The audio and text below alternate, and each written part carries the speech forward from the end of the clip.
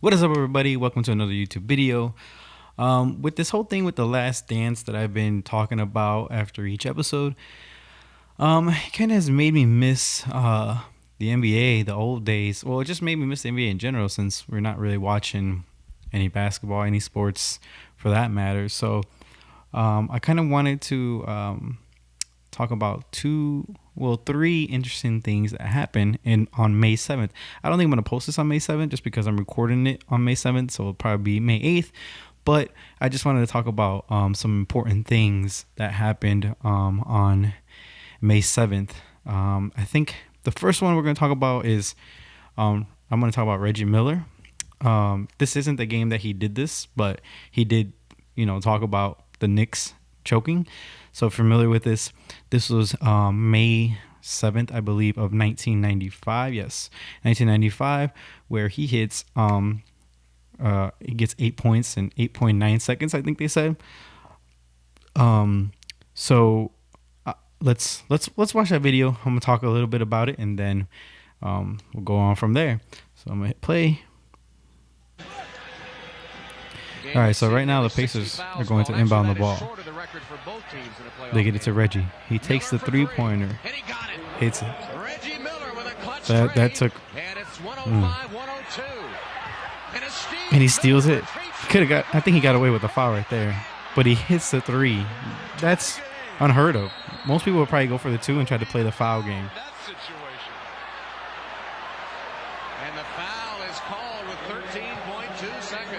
And then, so then his teammate fouls. Like, what are you doing? It's a tie game. So now John Starks is basically going to go to the free throw line. He just has to hit one.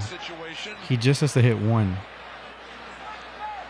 Look at Reggie steps back to the three for the first one. Right there, kind of pushed Ray Anthony a little bit. Not gonna lie.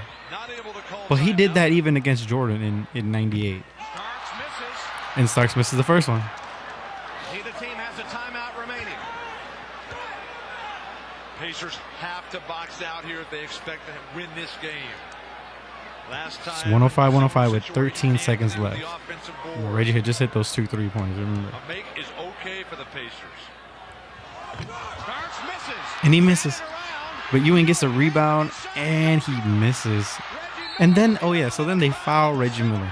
So he had 6 points. Now he has a chance to make some free throws. And if you see everybody's faces, they are shocked.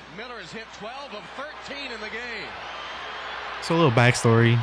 This was Jordan was actually had came back during this time, but he was out for a while. So I think the NBA was in the need of finding somebody, to kind of root for or root against. I think Reggie Miller, that happened to be the guy. You rooted for him or you hated him if you're a Knicks fan. There he hits it too. The Knicks got to come down. They're down by 2 now after being up by 6, and he slips and falls. Tough.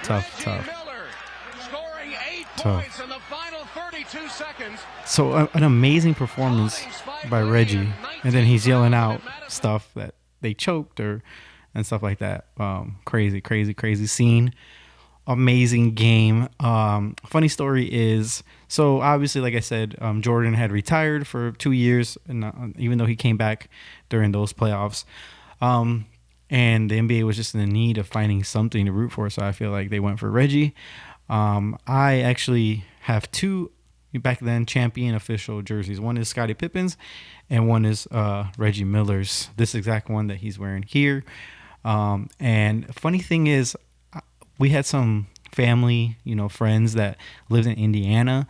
So when we went to go visit them, I wore my Reggie Miller jersey, and oddly enough, I didn't see a single other person wearing a Pacers jersey in Indiana. Now they were close by, to Illinois, kind of a little bit past the border, I would say. But everybody had Bull stuff on. And I remember Reggie talking about this, when he did an interview for The Last Dance, how once Jordan retired, they finally got their own fan base back. Like they could go into the building and it was Pacers. Before people would be wearing Jordan stuff. So this was a time where he stepped up, where the Pacers stepped up. It was kind of their time because, as you know, then they battled the Bulls and I don't know what happened to them in 96, 97. But, they battled them in 98, battled the Bulls in 98. Then they went to the Eastern Conference Finals the next year. Then they made it to the finals and, of course, lost to the Lakers in that. And I feel for Reggie, man, because he's a really great shooting guard, probably one of the best shooters in NBA that has ever, played, I would say. Really good shooting guard. Lack defense, but, if you're talking about he's a shooting guard, that's what he's supposed to do. He's not there to play defense, really. I don't think him and Jordan had a, good relationship. I think they respected each other, but, he kind of said some things later during this Last Dance stuff that I don't think they really liked each other. Let's just put it that way. But you got to give it up to him, man, because he fought, he battled every night that he played. I feel bad for him because he had Jordan, then Jordan retired, then he came back, stopped him, and then he ran into Kobe. So, and then I think that one time they had a really good chance, a really good team, but then Ron Artest and Steven Jackson and Jermaine O'Neal and all that happened where they, went into the Palace and had that brawl and went into the fans and started fighting. So I kind of feel bad for him that, he maybe because of those reasons, he doesn't really get the credit he deserves. But nonetheless, I put him on my T-shirt. I made these. I made a few different shirts, and this is why I just had to have it because this is a funny thing. Yeah, he's talking to Spike Lee, talking trash, and it's significant moments in NBA history, Reggie Miller history, and something that you got to know about. So May 7th, Reggie Miller, 8 points in 8.9 seconds.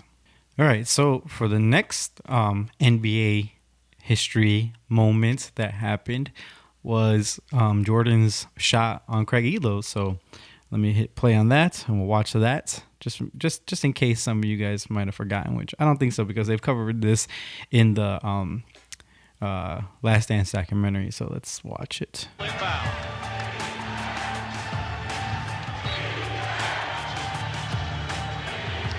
He gets open. How does he get open? They try to double him. They try to double team him and he gets it and scores.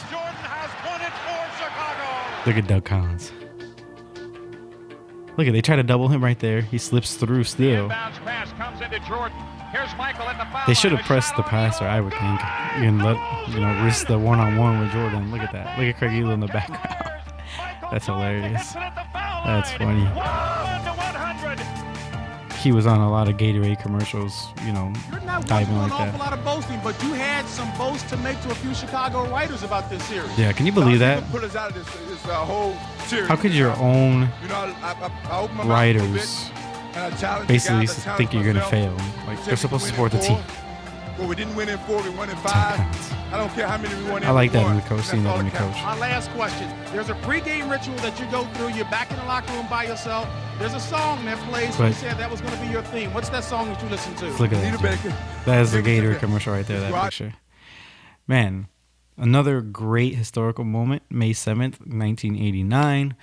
The shot. That was not his first time hitting a game winner because he did it in North Carolina. But that was the shot, before the other shot. He had a lot of shots, a lot of moments where he hit game winners. So, but that was like the first one. Awesome. In the Last Dance, they covered it and they talk a little bit about it. And Ron Harper said that he wanted to be guarding Jordan on that.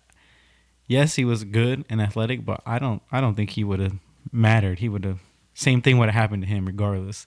I think Jordan was just on another level, man. Way different level, even than Ron Harper, who was a really good player at his time with the Cavs. And, after we seen he came to the Bulls, he was a little bit more grounded, but he was a pretty athletic guard, a bigger guard too. So, but I still don't think that he would have, he got mad that he didn't get to guard MJ. But like I said, I don't think he was going to have any chance of stopping that. And then what's historical about that moment for me is his shoes. Those are the Jordan 4s. Unfortunately, those are not in my collection yet. Hopefully I can get those in the future or through a trade or something like that. But yeah, May 7th, 1989, the shot, Jordan, the Bulls versus Cavs. Get the ball, Michael. Everybody get the fuck out of the way. Go to the basket. And speaking of shoes, also May 7th of 1995, Jordan debuts his Concord 11s. His Jordan 11, Reggie Miller was doing that in 95 while Jordan was debuting his shoes, which is his number one selling shoe is the Jordan 11. They re-released those in 2018. I actually grabbed a pair. I never had a pair in the original, and I'm glad I didn't because there's no point when it's a small shoe. I did have other colors, but I didn't have the Concord. Actually, during the time, I didn't even really want them for some reason. I don't know. Usually, I was like, I wanted every Jordan, but for some reason, that one just didn't attract me then. Now it has, obviously, but as you know, again, the colors were not accepted by the NBA. So he had to change the color, and that's where the Space Jam color came out, which is just black on top. I guess that was okay, even though I had some purple. And that's twice that Jordan's shoes got banned. But Tinker Hatfield, who designed the shoe, did not want, MJ to wear it because Nike wasn't ready to sell it. So he wore it way ahead of when it released, because as you know, he didn't have a great series. He had just came back from retirement. He was wearing the Jordan 10, which is not a really great shoe, I would say. And he switched to those. It had 45 on the back. When they released them later on in the retros, they had 23. This past time they put 45, obviously because he came back with the number 45 against the Magic, and then he ended up changing his number, which he wasn't supposed to allowed to do. Switched it back to 23.